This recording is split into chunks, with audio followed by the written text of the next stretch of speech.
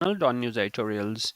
अच्छा, आज हम डॉन के वोकैबुलरी करेंगे, इसमें फ्रेजेस और इडियम्स भी शामिल होंगे। ठीक है।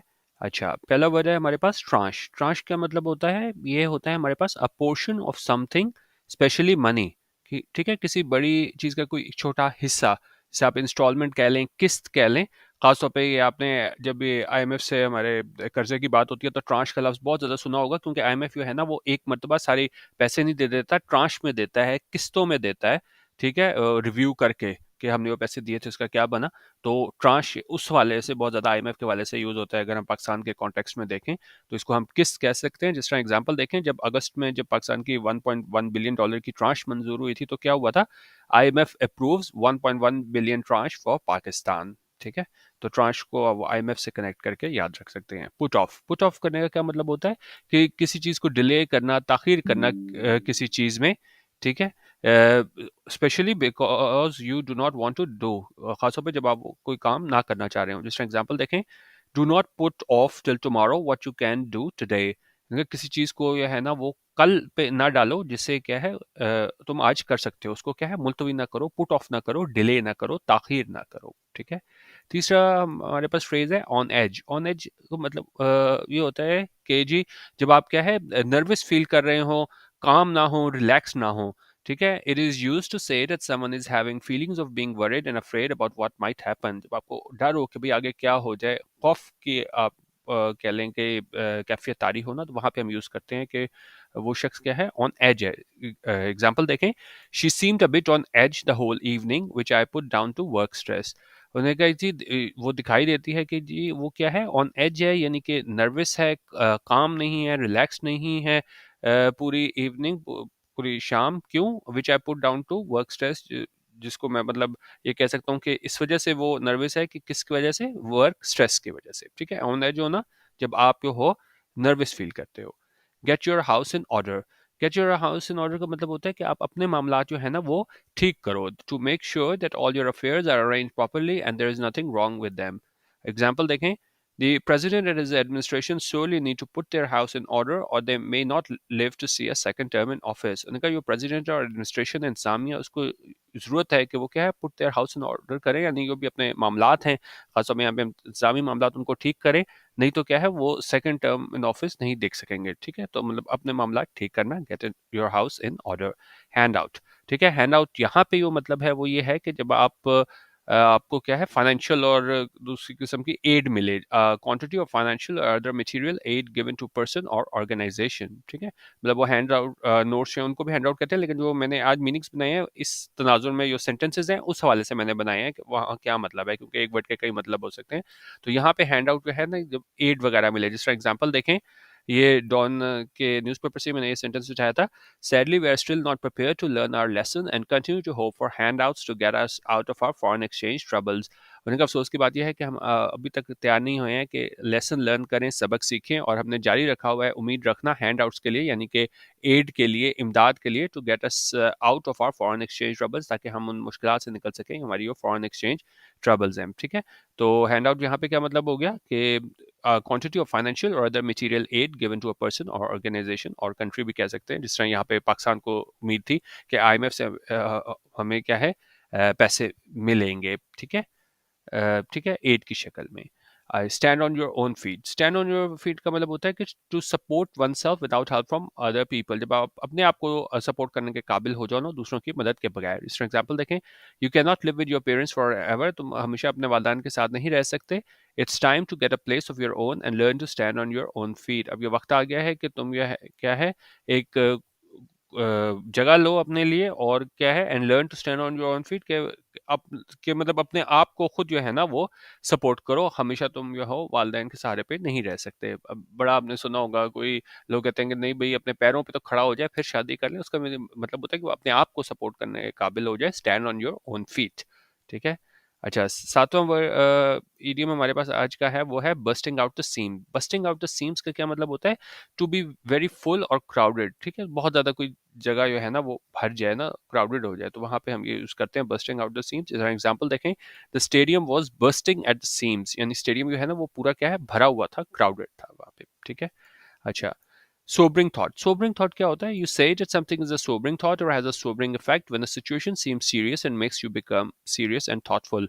Sobering thought जो होता है कोई चीज़ आपको भी है ना वो सीरियस कर दे और जो है ना आपको सोचने पे मजबूर कर दे जिस तरह और इसके हम देख सकते हैं a thought or idea which is dispiriting, depressing or traumatic. Idea बहुत ज़्यादा आपको क्या है डिप्रेस कर दे ठीक है और बहुत ज़्यादा आप मतलब आप इस तरह कह सकते हैं ना कि कुछ चीज़ आपको बिल्कुल मोरल डाउन कर दे ना तो यहाँ पे एग्जांपल देखें it is a sobering thought when you consider how many people go without clean water every day उनका ये बड़ा सोबरिंग थॉट है कोई ऐसा थॉट है जो क्या है आपको बहुत ज़्यादा सीरियस कर देता है आपको बहुत ज़्यादा कह लें कि जी डिप्रेस कर देता है कि जब आप ये सोचते हो कि कितने लोग ये हैं ना वो that how many people go without clean water every day कि किस तरह रोज लोगों को ये है ना वो क्या है क्लीन वाटर नहीं मिलता तो ये बड़ा सोबरिंग थॉट है जो आपको क्या है सोचने में मजबूर कर देता है एक परेशानी में मुब्तला कर देता है आपको अच्छा अब ये मीनिंग तो नहीं है लॉस एंड डैमेज फंड लेकिन ये बहुत ज़्यादा कॉप 27 में आ रहा था तो इस मैं एक छोटा सा कॉन्सेप्ट आपको दे दूं लॉस एंड डैमेज फंड ये है क्या है जिस तरह आपको पता है कि जी पाकिस्तान और दूसरे डेवलपिंग नेशंस जो है ना वो इतने ज़्यादा कंट्रीब्यूट नहीं करते हैं मिशंस के सिलसिले में लेकिन क्या है वो सब ज़्यादा जो क्लाइमेट चेंज के इफेक्ट्स हैं उससे मुतासर हैं तो उसमें ख़ास तौर पे पाकिस्तान का किरदार भी काफ़ी ज़्यादा इसमें अहम है और जो क्या नाम है इसका शहीर रहमान उनके किरदार को भी काफ़ी सराहा गया है कि जी ये इनकी कोशिशों से है ना वो एक लॉस एंड डैमेज फंड इसको अप्रूव किया गया है कॉप 27 में और उसमें कहा गया है कि जी हम फंड्स देंगे ऐसे ममालिक को जिसमें पाकिस्तान भी शामिल है कि जो खुद तो इतने एमिशंस में मुलविस नहीं है लेकिन क्या है वो रिसीविंग एंड पे हैं उनको इससे नुकसान होता है इस इंडस्ट्रियलाइज नेशंस की इन एमिशंस की वजह से और जिसकी हालिया मिसाल हमें ये जो फ्लड्स आए थे इस साल उसमें नज़र आए थे ठीक है तो लॉस एंड डैमेज फंड ये है अच्छा अब ये सेपरेट इशू है कि जी लॉस एंड डैमेज फंड में कि अब इन्होंने कह तो दिया है कि ठीक है हम पैसे देंगे डेवलपिंग नेशंस को लेकिन अभी कोई इसका मैकेनिज्म तय नहीं हुआ कोई किस तरह देगा किस तरह शेयर मिलेगा अभी सिर्फ इस चीज़ पे उन्होंने एग्री किया है ठीक है हम डेवलपिंग नेशंस को है ना वो लॉस एंड डैमेज फंड के नाम पे है कंपनसेट करेंगे लेकिन एक तरह की जो है ना वो अचीवमेंट है पाकिस्तान के लिए तो ये वोकैबुलरी तो नहीं था लेकिन ये बहुत ज़्यादा यूज़ हो रहा था लॉस एंड डैमेज फंड तो इसलिए मैंने इसको इसमें शामिल कर लिया था ठीक है ये अगर आपने पढ़ना भी हो तो इसको पढ़ सकते हैं कि जी the United Nations climate change conference COP 27 closed with a breakthrough agreement to provide loss and damage funding for vulnerable countries hit hard by climate disasters.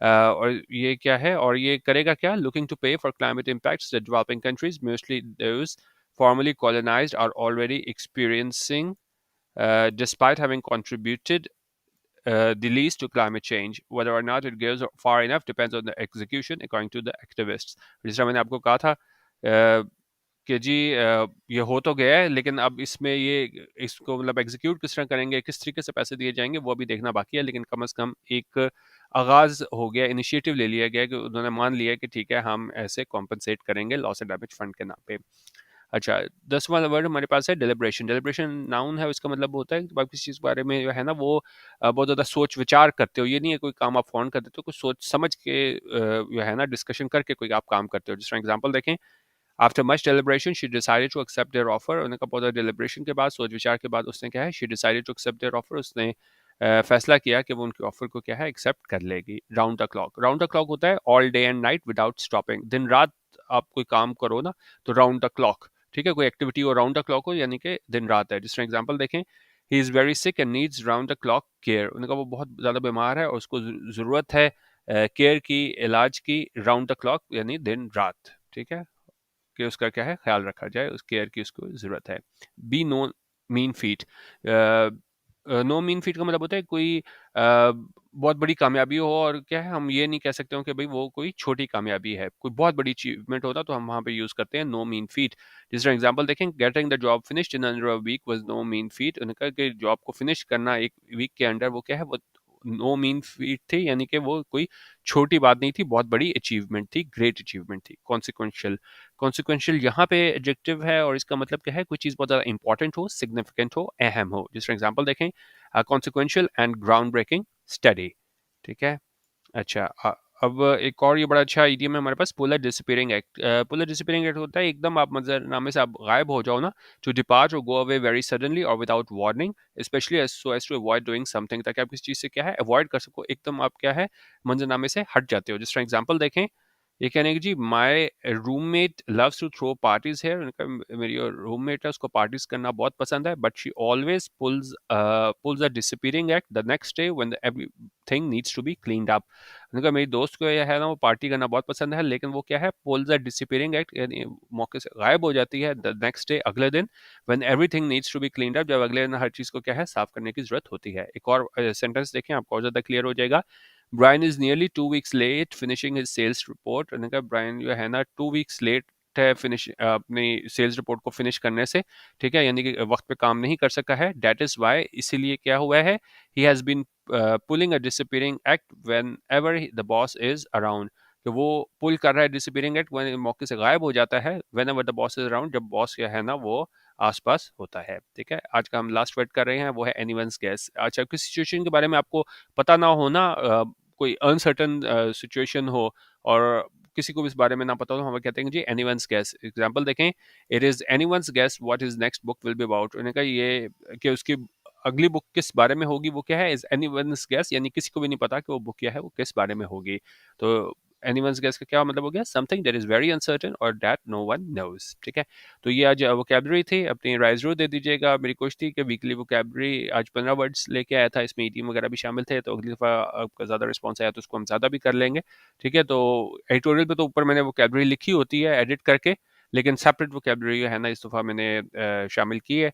तो अपनी इसमें फीडबैक जरूर दे दीजिएगा। बाकी अगर आपने हमारा व्हाट्सएप ग्रुप ज्वाइन करना हो, जहाँ हम daily editorial video, Dawn highlights, international magazines, PDFs और इंटरनेशनल न्यूज़पेपर शेयर करते हैं, तो ग्रुप की सब्सक्रिप्शन के लिए आप 0312 419 1070 यहाँ पे व्हाट्सएप कर सकते हैं और यहाँ सैम्पल मटेरियल भी हासिल कर सकते हैं। और इसके चार्जेस ₹200 ईजी पैसा पर मंथ हैं। इसी नंबर पे जो दिया हुआ है इस पे आपने ईजी पैसा करना है। ठीक है, और सैम्पल मटेरियल के लिए आप यहाँ पे व्हाट्सएप कर दें तो आपको पूरे दिन का मैसेज, जितने भी मैसेज हम 7-8 मैसेज भेजते हैं तो वो आपको मिल जाएंगे। तो आपको आइडिया हो जाएगा कि आप ग्रुप आपके लिए फ़ायदेमंद है कि नहीं। बेसिकली ये CSS PMS वालों के लिए ग्रुप बनाया हुआ है। ठीक है, तो उस हवाले से हम मटेरियल भेजते हैं, तो आप चेक करना हो तो कर सकते हैं और अपने इस वोकैबुलरी के हवाले से अपनी फीडबैक ज़रूर दे दीजिएगा। वीडियो देखने का बहुत शुक्रिया। अल्लाह हाफ़िज़। पाकिस्तान जिंदाबाद।